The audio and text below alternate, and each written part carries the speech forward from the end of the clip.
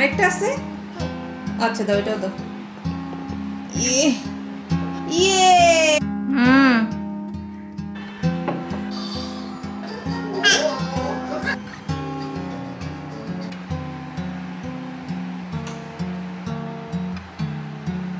এই দেয়ালটাতে আমি ভাবছি কিছু একটা।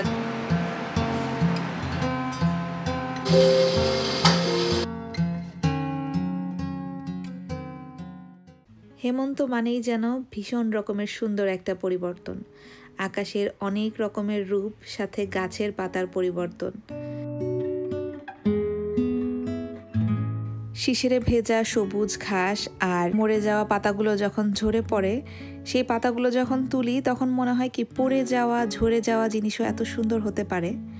সাথে থাকে বৃষ্টি, বৃষ্টি ভেজা সেই সুন্দর একটা গন্ধ, পাতাতে বৃষ্টির পানি, সবকিছু জানান দেয় হেমন্ত এসে গেছে।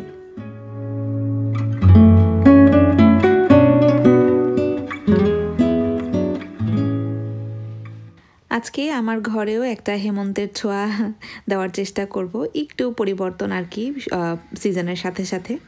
তো প্রথমেই আমি কার্পেটটা পরিষ্কার করে নেব।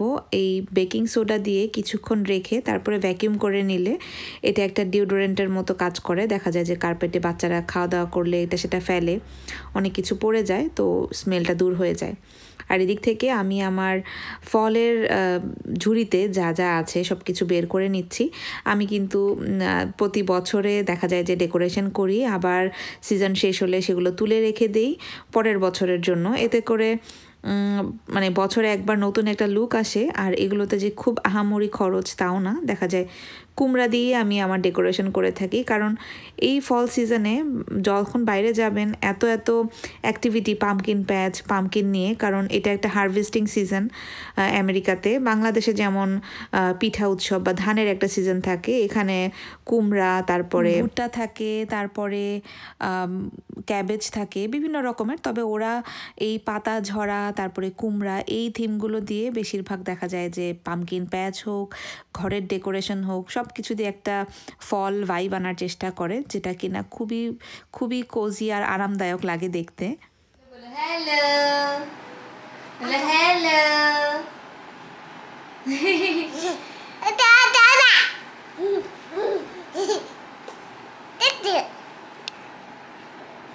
করবে তুমি, মাকে হেল্প করবে? Good job, thank you. আরো হেল্প করো, ওইটা দাও, ওগুলা দাও, আরেকটা দাও দাও।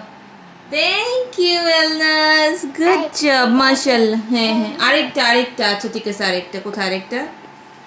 থ্যাংক ইউ বাবা, থ্যাংক ইউ সো মাচ, মাশাআল্লাহ মাশাআল্লাহ। হ্যাঁ, অল ডান, সব অল ডান। আরেকটা আছে? আচ্ছা দাও, এটাও দাও। ইয়ে ইয়ে, থ্যাংক ইউ। আর নাই বালিশ, অল ডান কাজ। ইয়েস, ও এবার রেখে দিবা? আচ্ছা রাখো।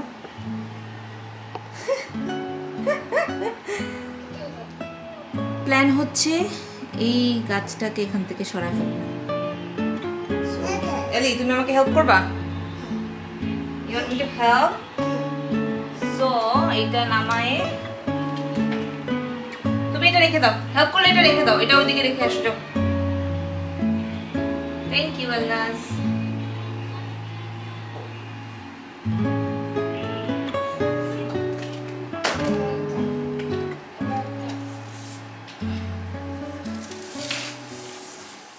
জায়গা খালি করার পরে চিন্তা করতে ইজি হয় কোথায় কি রাখবো। তো আজকে ডেকোরেশনের শো স্টপারকে আমি সবার প্রথমেই রাখছি, কারণ এটা আমার খুবই পছন্দ হয়েছে আর লুকটাই পুরো চেঞ্জ করে দিয়েছে আমার রুমের।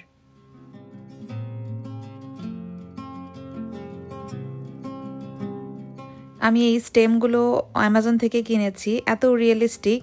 আর এইগুলোকে রিয়েলিস্টিক দেখানোর একটা ট্রিক হলো, এগুলো তো পুরো দলা পাকিয়ে আসে, এগুলোকে খুলে হাতে ছড়িয়ে ছড়িয়ে তারপরে সেট করতে হয়, তাহলে দেখতে এরকম সুন্দর, মানে আপনি যেরকম চান কাস্টমাইজেবল একটা সুন্দর লুক আসে।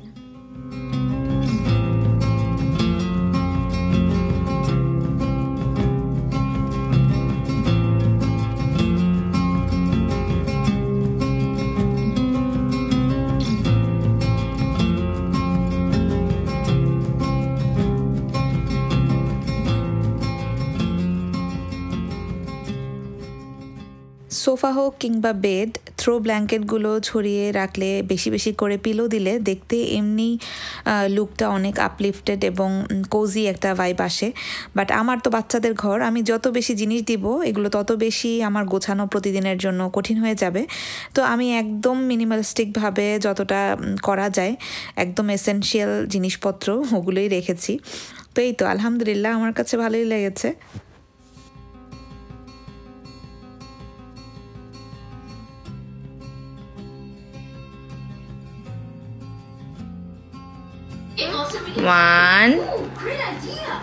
এটা রাখো, এটা রাখো, এটা রাখো, এখানে এটা রাখো, এখানে রাখো, এখানে এখানে আরেকটা রাখো। Good job. এটা রাখো, এটা এখানে রাখো।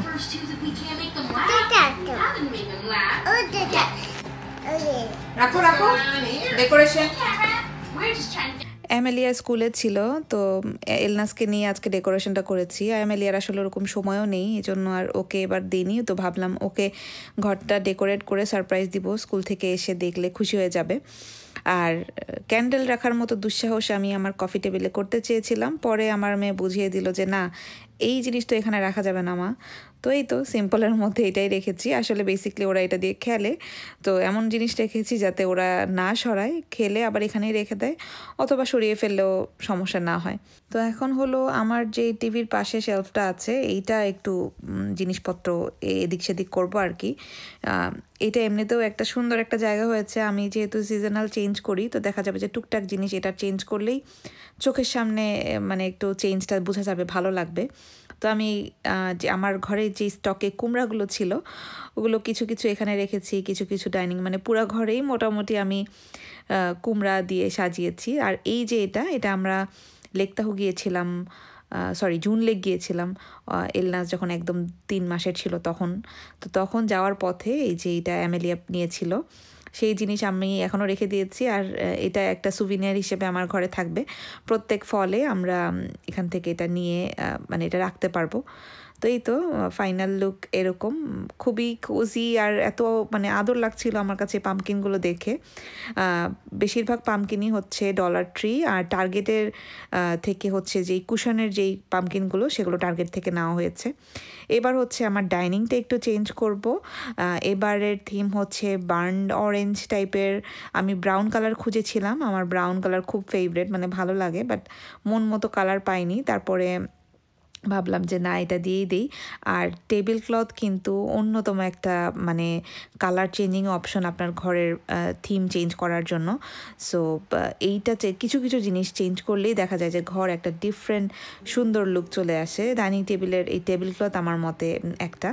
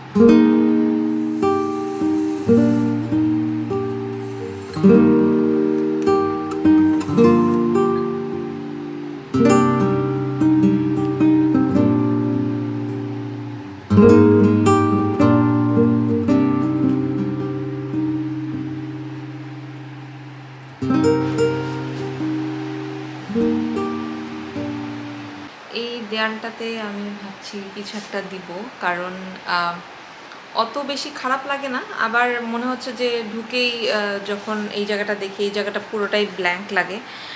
অপর সাইডটা নিয়ে আমার মানে এমএলএর খেলনা ওর বাবার স্টোরেজ করেছি, ওই পাশটা এখনও গুছাইনি, বাট এই জায়গাটা নিয়ে আমার একটু মানে চোখে ভাসছিল আর কি, যে সুন্দর একটা ফ্রেম, তারপর নিচে একটা প্ল্যান্ট থাকবে এরকম। তো এখন বাসায় যেটা আছে ওইটা দিয়ে আপাতত করব, যদি ভালো লাগে ভবিষ্যতে যদি মনে হয় যে না চাই তো করব, আদারওয়াইজ যেটা থাকবে ওইটাই করে দেখি। যেহেতু বাসায় ফ্রেম আছে তো লাগিয়ে দেখতে তো সমস্যা নেই, তো ভাবলাম যে এই জায়গাটার জন্য দুইটা ফ্রেম দিয়ে নিচে একটা প্লান্টার দিব, মানে আমার মনে হচ্ছে দেখতে ভালো লাগবে, সো দেখা যাক।